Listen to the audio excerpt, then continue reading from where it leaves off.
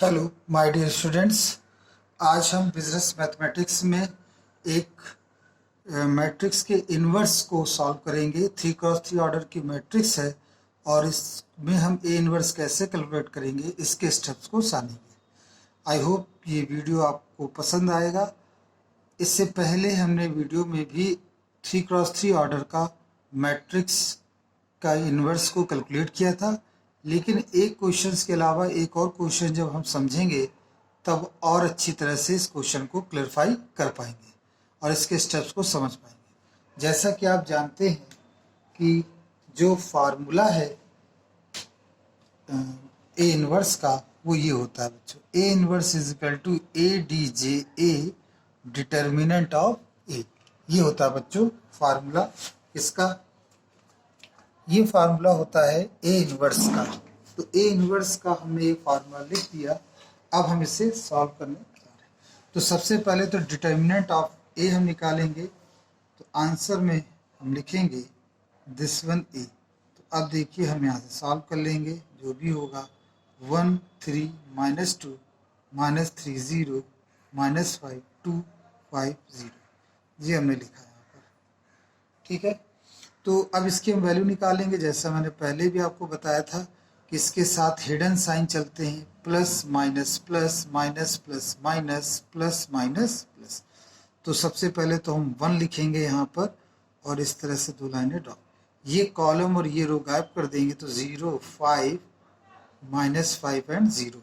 फिर minus plus हो गया, फिर -3 हम लिखेंगे और फिर ये कॉलम और ये रो गायब हो जाएगी तो आएगा -3 2 और -5 0। फिर प्लस माइनस, फिर प्लस, ये कॉलम -3 2 एंड 0 5 ये हमने लिख दिया बच्चों। अब इसे हम सॉल्व करेंगे तो 0 प्लस का 25 आएगा, -3 0 प्लस का 10 आएगा, -2 और ये माइनस का 15 आएगा।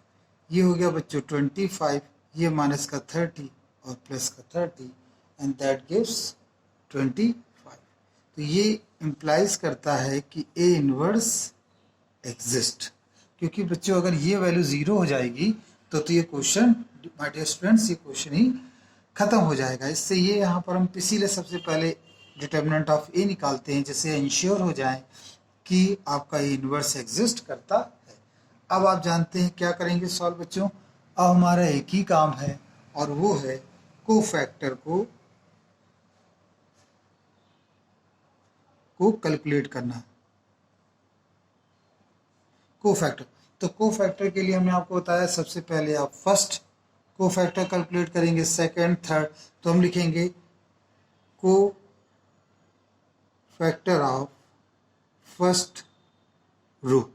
तो फर्स्ट रो के अगर कोफैक्टर हम लिखें तो कैसे सॉल्व करते हैं एक बार फिर से रिवाइज कर लेते हैं। हमने यहाँ पर प्लस साइन लिखा और इस तरह से लाइन ड्रॉ कर ली। देखिए 1 का कोफैक्टर जब हम लिखेंगे तो 0 5 -5 0, फिर माइनस साइन लगाएंगे। अब किसका कोफैक्टर हो गया 3 का। जब 3 का कोफैक्टर लिखेंगे तो 3 2 -5 0 प्लस माइनस प्लस और फिर हम थर्ड का कोफैक्टर मतलब -2 का कोफैक्टर निकालेंगे तो आएगा -3 2 0 एंड 5। फिर इसे हम सॉल्व कर लेते हैं।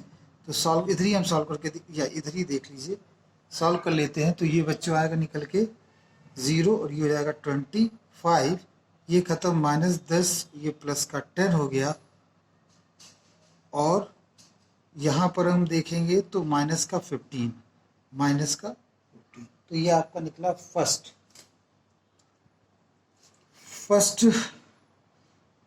Plus minus plus. अगर हम यहाँ पर बात करें C11 C12 का निकलेगा -10। ये गलत इसमें छपा हुआ बच्चों, ये प्लस का 10 यहाँ पर कैलकुलेट होगा। ठीक है, आगे देखते हैं। प्लस का 10 ही आना चाहिए। एक बार फिर से टैली करा लें। तो इसमें हमने जो लिखा वो -3 2 -5 0। सबसे पहले -3 कैंसिल हो गया, 2 प्लस का 10। Okay, now we will proceed another cofactor of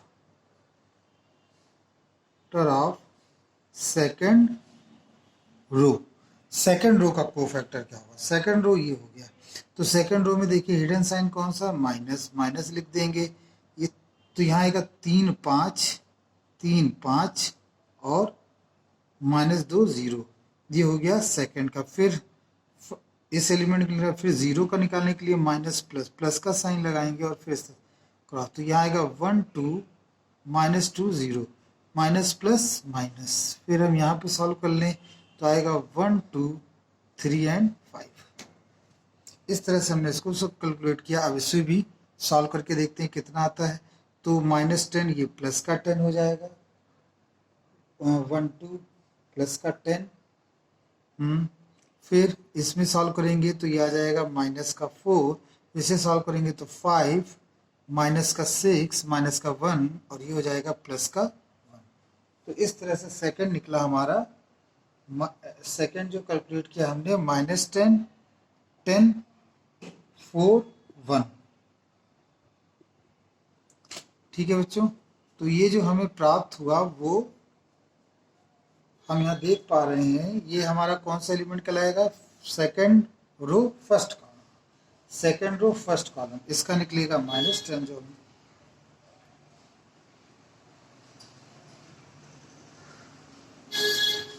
ठीक है बच्चों, ये हमने सॉल्व कर लिया। यहाँ से आपको ये समझ में आ रहा होगा कैसे हमने इसको लिखा। अब हम निकालते हैं थर्ड कोफैक्टर ऑफ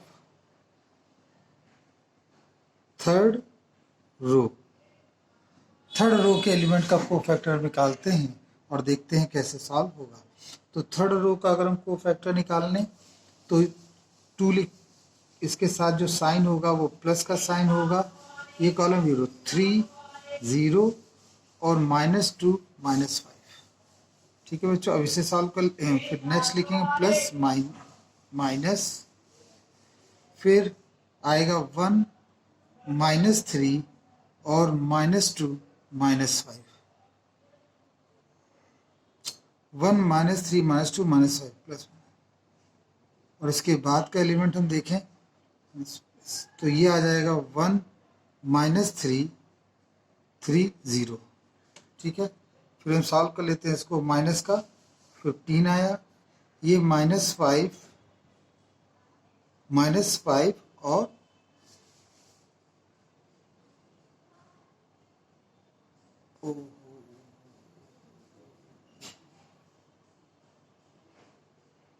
ठीक है -5 इसमें हम सॉल्व करें तो -5 3 2 जा 6 और माइनस का 6 और यहाँ सॉल्व करेंगे तो आएगा 1 मतलब 0 और ये हो जाएगा प्लस का 9। तो इस हिसाब से ये 15 आया, 11 प्लस का 11 हो गया और नहीं, हाँ प्लस का 11 हो गया और यहाँ पर 9 आ गया।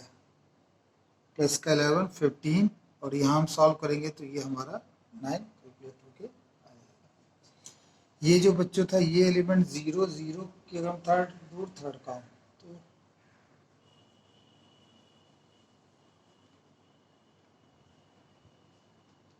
तो 1 3 and 3 0 1 3 3 5। ठीक है, तो इस तरह से हमने इसको प्राप्त कर लिया। तो ये 15 एक बार फिर से हम इसे चेक कर लेते हैं।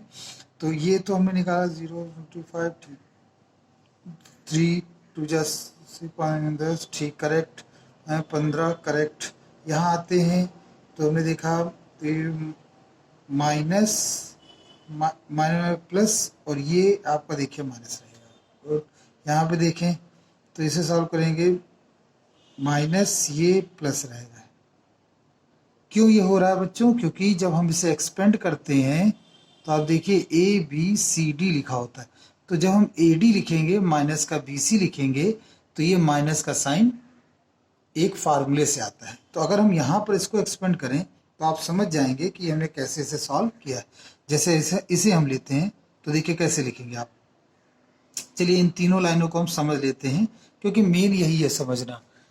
तो इसको अगर हम सॉल्व करें, इसको हम सॉल्व करें तो हम क्या लिखेंगे? सबसे पहले माइनस बाहर लिखेंगे, 3 का 0 हुआ, 5 10, लेकिन फार्मूले में तो उसकी वजह से ये माइनस का 10 आ गया।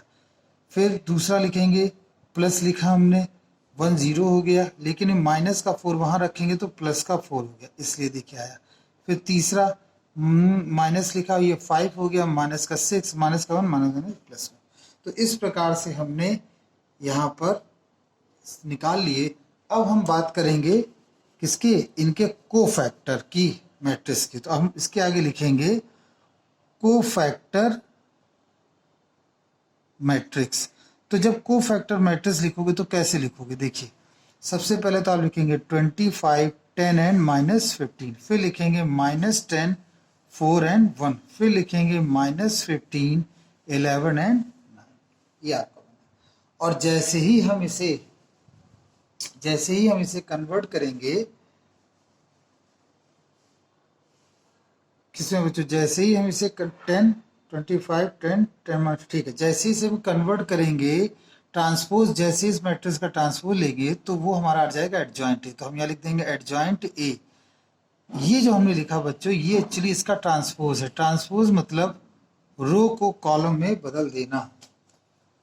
और -10, 4 एंड 1, और -15, 11 एंड 9।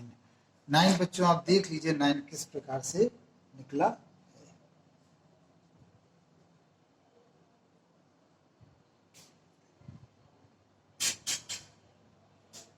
ठीक है बच्चों, तो इस प्रकार से हमने एडजॉइंट निकाला। उसके बाद आप ये फॉर्मूला अप्लाई कर देंगे, that becomes A inverse. A inverse is equal to A D J divided by determinant of A.